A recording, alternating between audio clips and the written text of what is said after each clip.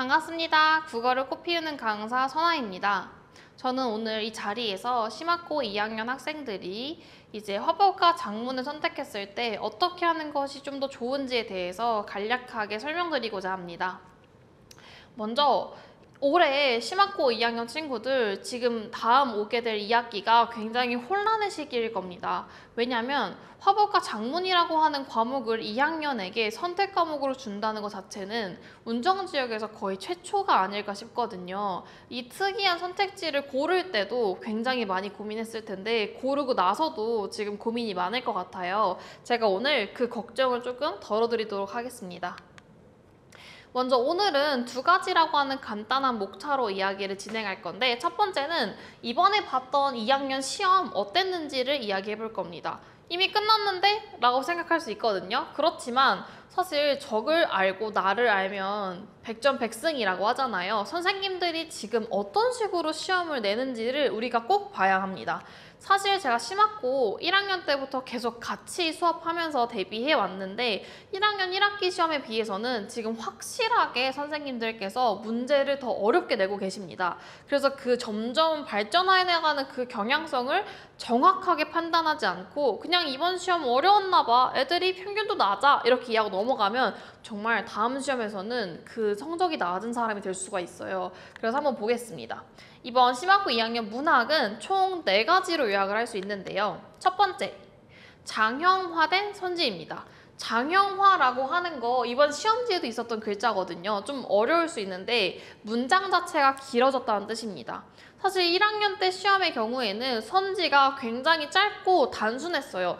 조금 오버를 해서 말을 하면 중학교 시험처럼 좀 단순하게 느껴졌을 수도 있습니다. 근데 이번 시험지를 보면요, 3줄까지 늘어나는 것들 보셨을 거예요. 3줄일 정도면 읽으면서도 지칩니다. 근데 심지어 가나, 다, 라를 놓고 기억부터 치읓까지 들어갔었죠. 그런 거 보면 선생님들께서 이제 여러분이 시험지를 볼 때 헷갈리고 좀 시간도 많이 써야 된다고 느낄 수밖에 없게 유도를 하셨다고 볼 수 있습니다. 그래서 이제 우리가 선지가 길어지는구나 라는 것도 미리 대비를 해야 될 것 같고요. 두 번째는 끝까지 읽으라는 선생님들의 말씀이 느껴지는 시험지였습니다. 왜냐하면 3줄짜리이었는데 그 문장을 나누다 보면은 뒷부분과 앞부분으로 나눠졌었거든요. 앞부분이 엄청 길고 복잡했었는데 다 맞았어요. 그래서 힘들어, 근데 대충 맞겠지 하고 동그라미를 치고 넘어간 친구들이 있습니다. 근데 함정처럼 그 뒷문장에 단어 하나, 그냥 명사 하나 때문에 그게 틀린 선지였던 경우가 꽤 있었거든요. 그래서 끝까지 집중력을 가지고 읽지 않으면 틀릴 수밖에 없게 시험을 내시고 계시고 앞으로도 계속 이러실 거라고 사실은 예고하신 거나 다름이 없습니다. 세 번째, 어휘로 가른다 라는 말인 건데요. 이 영상을 보고 계신 혹시 학부모님이 계시다면 옆에 있는 친구에게 한 번만 물어봐 주세요. 탈피하다, 초월적 인식, 상이하다, 이게 무슨 뜻인지 아냐고요. 사실 어떻게 보면은 일반적으로 다른 사람들, 그러니까 학부모님들께서도 보고 하고 순간 멈칫은 하셨을 것 같아요. 그런 식으로 꽤 판단을 할 때 시간을 써야 되기도 하고 한자를 써야 될 수도 있고 좀 머리를 굴려야 하는 어휘들에 대해서 심학고가 출제하는 경향이 1학년 때부터 계속 있어 왔습니다. 근데 이번 시험에서도 제가 세보니까 7개 정도가 됐거든요. 그렇게 어휘를 어렵게 만들어서 아이들이 판단할 때 모르는 게 들어가 있으니까 이게 맞는지 틀렸는지 판단이 안 되는 거예요. 그런 문제들이 좀 있었습니다. 특히 상이하다라고 하는 문장이 어떤 뜻이냐면 서로 다르다, 같지 않다라는 뜻이거든요. 근데 상반되다랑 상이하다가 다른 말인데 이거를 좀 아이들이 거기까지 과연 알까 전 좀 걱정을 했었거든요. 그래서 그 문제가 좀 오답률이 높았더라고요. 그런 식으로 문제를 내고 있다는 것도 알고 있어야 합니다. 마지막, 이젠 당당하게 외부 지문을 낸다 정도입니다. 심학고가 외부 지문을 초창기부터 낼까 안 낼까에 대해서 제가 많이 고민을 했었어요. 근데 초창기에는 시험지 하나가 있을까 말까 정도였었고 출제를 안 하신다고 언급을 안 하셨던 적도 있었거든요. 근데 이제 보니까 외부 지문이 이번 시험지에 4개가 출제가 됐고, 그리고 그 외부 지문을 몰라도 해석이 되냐? 그게 아니라 외부 지문을 이해하지 못하면 답을 얻을 수가 없는 문제도 출제가 됐거든요. 그래서 심화고등학교에서 이제 더 이상 여러분께 교과서랑 시험 진도만 공부해라가 아니라 기본적인 국어 실력을 탄탄하게 가지고 있으라고 요구한다는 게 이번 시험에서 확 드러났습니다. 그래서 평균이 낮고 어렵고 등급컷이 낮고 이런 것만 기억하시면 안 되고, 이런 부분들이 우리 아이들을 힘들게 했구나 라고 알고 계셔야 될 것 같아서 오늘 짧게 이야기해봤고요. 그럼 이제 우리의 메인 주제죠. 심화고 2학년 화법과 작문 도대체 어떻게 대비해야 되고 왜 이게 시험지가 있는 게 문제일까에 대한 고민을 한번 얘기해보자 합니다. 일단 아직 심화고등학교에서 화작에 대한 문제 설명을 꼼꼼하게 해주신 분이 아무도 안 계세요. 그냥 미지수로 두고 있는 상황이거든요. 근데 알 수 있는 건 24문제가 다 화작으로 출제가 될 가능성이 매우 높다는 겁니다. 그럼 여기서 질문이 하나 들어옵니다. 화작이 어려운가요? 엄매보단 쉽지 않나요? 라는 질문인데요. 화작이 엄매에 비해서 쉬운 게 맞습니다. 다만 수능에서만 그렇습니다. 수능에서는 엄매를 선택하는 사람하고 화작을 선택하는 사람이 선택 과목에서 시간을 쓰는 게 확 달라질 정도로 난이도 격차가 있는 편이거든요. 근데 내신에서는 어떻게 보면 화작이 조금 더 어렵습니다. 왜냐? 첫 번째, 화작 개념을 이해해야 되기 때문입니다. 요령의 경률, 양보의 경률, 겸손의 경률, 경률이라는 단어도 좀 어색하지만 어떤 친구가 말한 문장을 보고 이게 그 중에 무엇인지를 선뜻 고를 수 있는 사람은 생각보다 없습니다. 배우지 않아도 다 아는 거잖아 라는 문장이 얼마나 무서운지 아시죠? 배운 적이 있는데 모르겠는 사람도 있고, 그리고 그 누구도 어떤 기준인지를 알려주지 않는다는 겁니다. 그런 개념을 이해하지 않으면 사실 이번 2학기 시험 대비가 안 되는 거거든요. 그래서 그 개념을 공부할 건데 단순하게 개념을 공부하는 걸로는 멈추면 안 됩니다. 어떤 사례들에 다 이걸 적용해 보면서 이게 왜 이 해당하는 언어에 맞는 말인 건지, 왜 이 개념으로 불러야 하는 건지를 직접 다 판단을 해보고, 그리고 그게 올바른 방향으로 갈 때까지 계속 반복하는 게 굉장히 중요합니다. 두 번째로는 화작을 내신형 문제로 접근해야 된다는 건데요. 사실 심화고 학생들은 이미 구경을 해봤습니다. 화작에 대해서요. 1학년 때 토론, 그리고 글쓰기로 되어 있는 문제들이 시험 범위였던 적이 있었잖아요. 근데 그 문제 제가 알기로 심화고 학생들 전부 다 맞춘 사람 없습니다. 그러니까 다시 말해서 화작 문제는 모두가 다 맞췄어가 아니라는 거죠.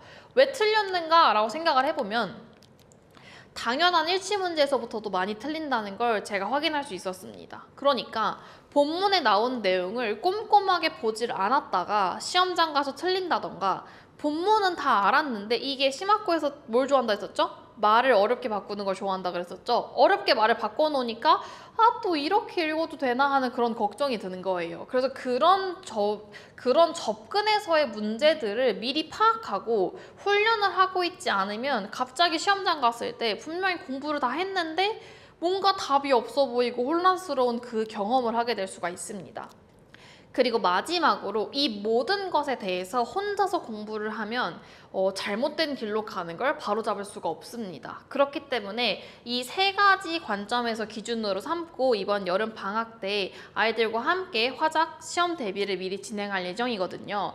그러면은 선생님과 함께하면 정말 잘할 수 있나요? 라고 질문하실 텐데 네, 잘할 수 있습니다. 왜냐하면 저는 굉장히 꼼꼼하거든요. 화작에서 문제를 낼 때 어렵게 내봤자 2가지 선택지가 있거든요. 첫 번째, 약간의 문장 말장난을 통해서 확인하지 못했을 만한 부분들을 물어본다던가, 두 번째, 말을 바꾸는 과정을 어렵게 하는 건데요. 제가 이미 1학년 때부터 굉장히 유명했어요. 이런 것들을 잘 하기로. 그래서 아예 이 부분에서 나올 수 있는 모든 상황에 대해서 고려한 걸 다 적어서 주는 자료가 있고요. 그 다음에 아이들이 공부를 스스로 잘 하는 건 좀 어렵잖아요. 보고 있는 친구들 사실 자기가 공부 혼자서 잘 열심히 하는 거 어려운 거 내가 너무 잘 알거든요. 그래서 항상 재촉을 합니다. 언제 무슨 연락을 받았을 때마다 맞다, 나 이거 안 했네 라고 생각하는 친구들 제가 항상 리마인드 시켜주면서 숙제를 나눠서 매일매일 꾸준히 하면서 제가 잘했는지도 검사하는 식으로 학습할 거니까 잘 따라오기만 하면 됩니다. 두 번째, 제가 몇 번이고 반복하는 사람으로도 유명합니다. 지금 수강생 친구들이 가장 좋아하는 게 뭐냐면 저는 시험 전에 시험 전체 범위 반복을 3번은 무조건 진행을 합니다. 직보를 포함해서요. 그러면 어떻게 하냐? 진도를 완전 빨리 나가놓고 다시 처음부터 보는 식으로 계속 반복을 시켜줘서 앉아서 듣기만 하는데도 머릿속에 계속 떠다니는 거예요. 청산별곡이 몇은 보였고 어쩌고저쩌고 그런 게 떠다닐 수밖에 없게 계속 똑같은 내용을 계속 다른 칠판에 적어가면서 설명을 해주고 있습니다. 그러다 마지막쯤 되면요. 이 빈칸을 같이 채워봅니다. 왜냐면 친구들이 생각보다 앉아서 봤을 때 그냥 맞아 하고 따라오거든요. 근데 빈칸으로 두고 물어보면 당황을 많이 해요. 그래서 그런 식으로 빈칸으로 주고 직접 정말 기억하는지 확인해보는 시역으로 계속 반복해서 여러분이 놓치는 거 없도록 제가 잘 챙겨가겠습니다. 마지막으로 안 되면 될 때까지. 이게 무슨 말이냐면 여기 수강생들의 후기를 보면 제가 항상 제일 잘하는 게 공부를 반복시켜주는 겁니다. 안 하는 친구들 그리고 잘 하기 싫은 친구들을 계속해서 반복시켜주면서 내가 했던 것들을 정말 제대로 이해하고 있는지 다 확인하고 있고요. 그 다음에 계속 안 되면 카톡하고 부르고 와서 보충하라고 이야기를 하면서 그 친구들이 그냥 국어는 내가 다 안 하면 안 되나 보다. 내가 다 해야지 편하게 잠을 잘 수 있겠다 생각이 들 때까지 계속 연락을 하거든요. 처음엔 좀 걱정이 많았습니다. 좋아할까라는 걱정이죠. 근데 후기를 보시면 정말 다들 좋아하더라고요. 그래서 제가 이 기조 그대로 유지해서 심화고 친구들이 내가 안 되고 못할 것 같다고 생각할 때 자기가 딱 하나만 가지면 됩니다. 내가 공부하겠다. 그 의지 하나만 가지고 있으면 제가 될 때까지 계속 같이 있겠습니다. 그래서 역시 화법과 작문이라고 하는 그 선택 과목 때문에 많이 혼란스러우실 수 있을 텐데 국어는 무조건 저와 함께 하면 성공할 수밖에 없습니다. 심화고등학교 친구들 화법과 작문 저와 함께 열심히 이번 방학 때 대비해 봅시다.